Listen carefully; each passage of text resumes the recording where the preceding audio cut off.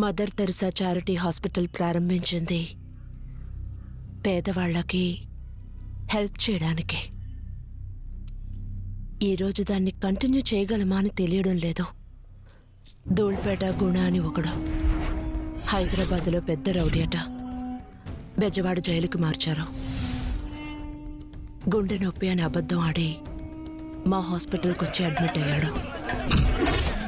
పేషెంట్స్తో ఇలా ప్రవర్తిస్తున్నారే, ట్రీట్మెంట్ అనే పేరుతో ఈ వారం రోజులు వాడు పెట్టిన టార్చర్ చెప్పుకోవడానికే సిగ్గుగా ఉంది. పోలీసులు రాలేదా? వచ్చారు.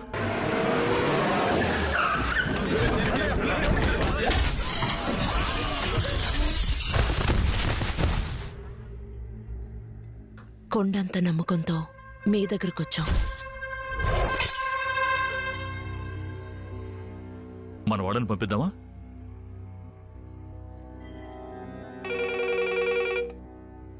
హలో, ధూళిపేట గుణ, ఫోన్ శివయ్యకి ఇవ్వు. అన్నా, బెజవాడలో నువ్వే పెద్దోడు అని విన్నాను. మరే వయసు అయిపోతే పెద్దోడువే కదా. చూడు, ఇక్కడ కావాలంటే నువ్వు పెద్దోడివి కావచ్చు. గుణ, ధూళిపేట గుణ, శివయ్యని పట్టించుకోను, ఎవడయ్యని పట్టించుకోను. ఏందబ్బా సౌండే లేదు? Hello hello hello.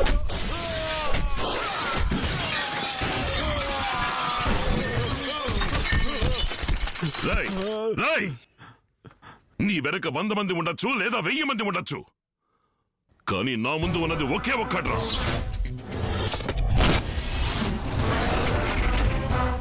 నా శక్తి.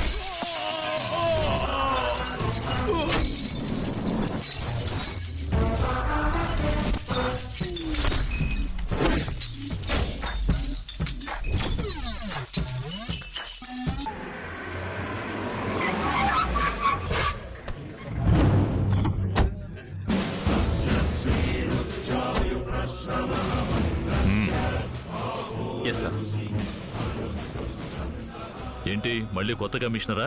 అన్నను కలవడానికి వచ్చారా? కాదండి, అయ్యగారిని అరెస్ట్ చేయడానికి వచ్చారు. ఏంటి అరెస్టా? నేనెవరో వాడికి తెలీదా?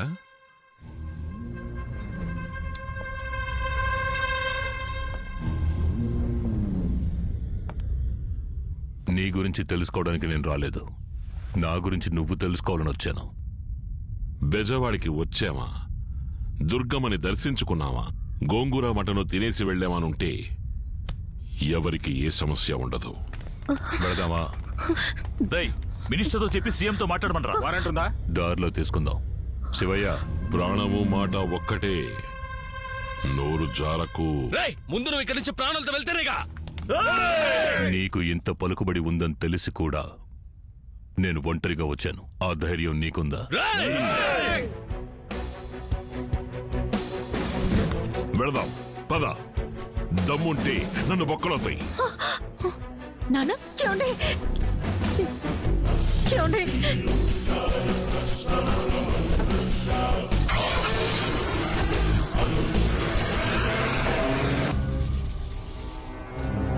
పోరంబోకు స్థలంలో ఉన్న 1500 కుటుంబాల్ని ఖాళీ చేయించాలి. ఈ పని చేసి పెడితే 500 కోట్లు.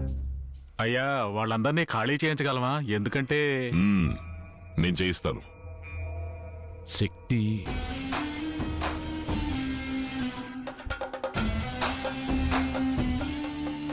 ఈ శివయ్య ఆశపడ్డ చోటు మాత్రమే కాదురా, నీడపడ్డ చోటు కూడా నాకే సొంతమవ్వాలి. నరికేయండ్రా. మన కుల నాయకుడి విగ్రహం దగ్గరికి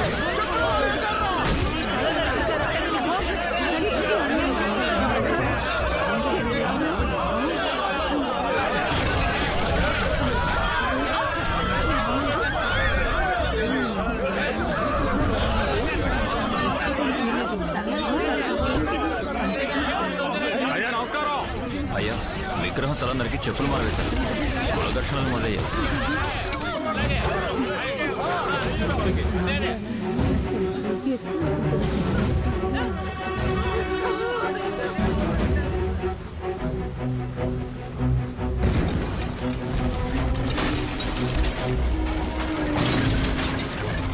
కానే త్వరగా అయ్యా,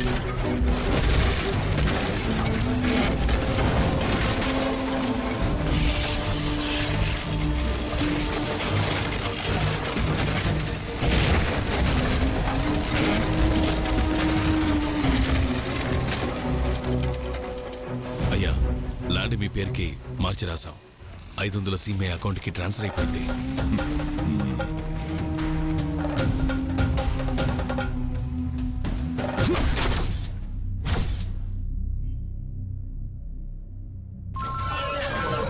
ఏంట్రా శక్తి, ఒక్క తప్పు కూడా జరగనివ్వను అన్నావు. మీ నాన్న బెజవాడి జనాలకి పెద్ద ద్రోహం చేశాడురా. చేశాడు కదా, తప్పు చేశాడు కదా.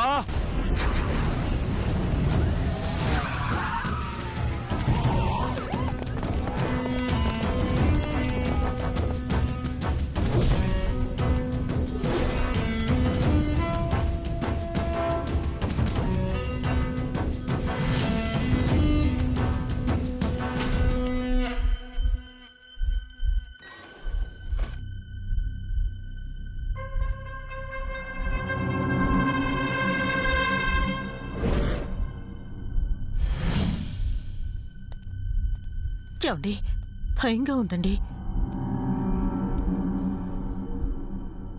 పోలీసులు వచ్చారన్నా.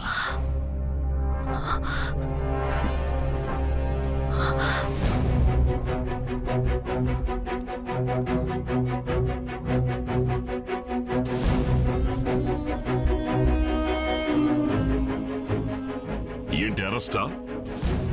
వాడి పనేనా? వచ్చాడా వాడు? ఎక్కడున్నాడు? రేయ్, ఎక్కడ్రా? తెరవరా గేటు.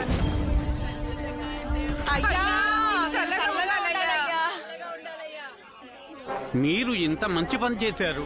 మిమ్మల్ని తప్పుగా అనుకున్నామయ్యా. వచ్చే వర్షాలుగా ఇల్లు తట్టుకోవయ్యా. ఇల్లు కట్టుకోవడానికి స్థలం ఇచ్చి 500 రూపాయలు డబ్బు ఇచ్చారు. మీరు బాగుండాలయ్యా.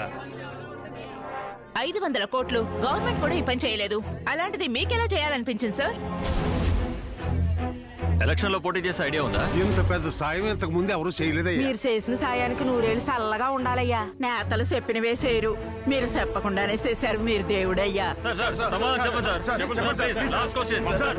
దయచేసి చెప్పండి sir. Sir, please sir. Sir, ఏయ్, ఆడిటర్, ఏం జరుగుతోందయ్యా?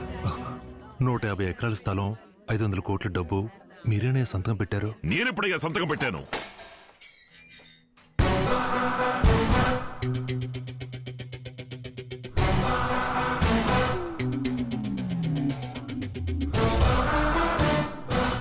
నేను వద్దు అంటే నువ్వు పట్టుబట్టి చేస్తావు.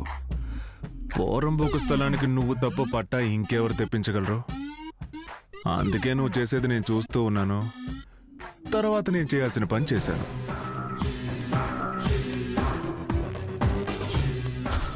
నీ సంతకాన్ని నువ్వన్నా తప్పుగా పెడతావు, కానీ నేను ఎప్పుడు కరెక్ట్గా పెడతాను.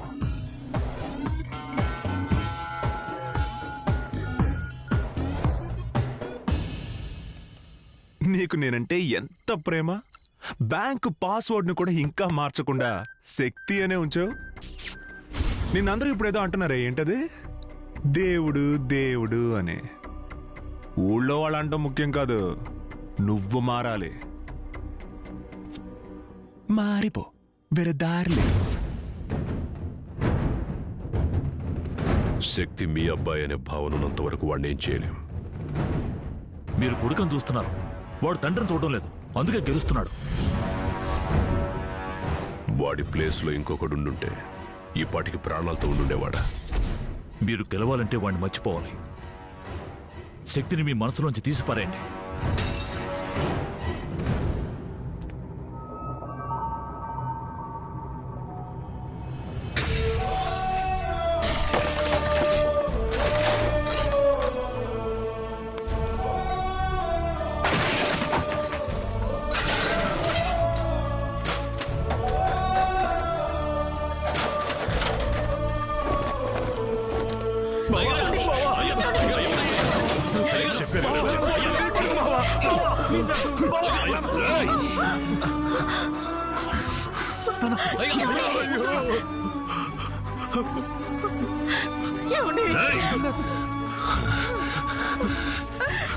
ఇక నేను వాడికి అబ్బని కాను.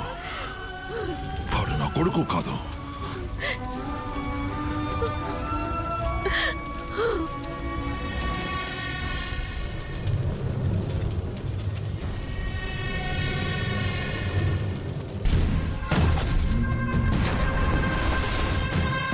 ఏంటయ్యా గవర్నమెంట్ ఏమైనా గాజులు తోడుకుందనుకున్నావా?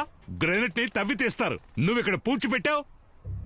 విషయం పొక్కితే మొహానికి ముసుగేసుకుని టీవీకి పోజ్ ఇవ్వాల్సి వస్తుంది, తెలుసు కదా? అన్నా ఏదో ఆశిస్తున్నాడు అనుకుంటా. నేను మాట్లాడతా. నీకేం కావాలో చెప్పు చేస్తా. అదేం కుదరదు.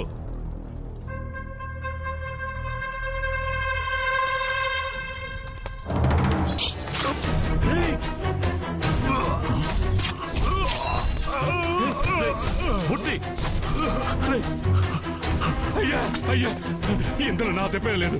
ఆయనే సగం సగం పంచుకుందామన్నాడు. మన మూర్తి లాంటి వాడిని శత్రువు ఎదురుగా ఉన్నా పర్వాలేదు, కానీ ద్రోహి మాత్రం పక్కనే ఉండకూడదు. రేయ్, ఏంట్రా నిన్ను లేపేసినట్టుగా వణిగిపోతున్నావు? లేపేస్తాను.